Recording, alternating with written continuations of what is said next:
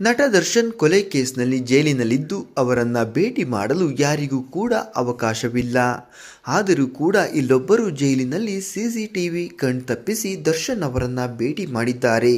ಹಾಗಾದರೆ ದರ್ಶನ್ ಭೇಟಿಯಾಗಿದ್ದು ಯಾರನ್ನ, ಆಗಿದ್ದೇನು ಅದೆಲ್ಲ ಸಂಪೂರ್ಣವಾಗಿ ನೋಡೋಣ ಬನ್ನಿ.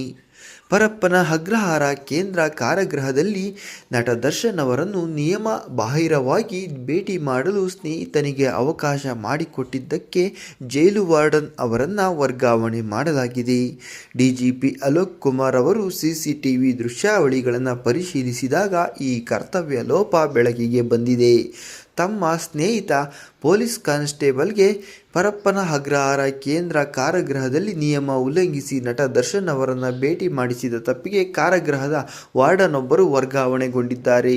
ತಮ್ಮ ಕಚೇರಿಯಲ್ಲಿ ಅಳವಡಿಸಿರುವ ಸಿಸಿಟಿವಿಗಳಿಂದ ದರ್ಶನ್ ಸೆಲ್ಗೆ ಖಾಕಿ ಸಮವಸ್ತ್ರದಲ್ಲಿದ್ದ ಸಿಬ್ಬಂದಿ ಭೇಟಿಯನ್ನು ಡಿಜಿಪಿ ಅಲೋಕ್ ಕುಮಾರ್ ವೀಕ್ಷಿಸಿದ್ದರು. ಆಗ ಆ ಸಿಬ್ಬಂದಿ ಬಗ್ಗೆ ಅನುಮಾನ ಮೂಡಿದೆ. ಬಳಿಕ ಗಣರಾಜ್ಯೋತ್ಸವ ನಿಮಿತ್ತ ಜೈಲಿಗೆ ತೆರಳಿದ್ದಾಗ ದರ್ಶನ್ಗೆ ತಮ್ಮ ಭೇಟಿಗೆ ಬಂದಿದ್ದವರ ಬಗ್ಗೆ ಡಿಜಿಪಿ ವಿಚಾರಿಸಿದ್ದಾರೆ.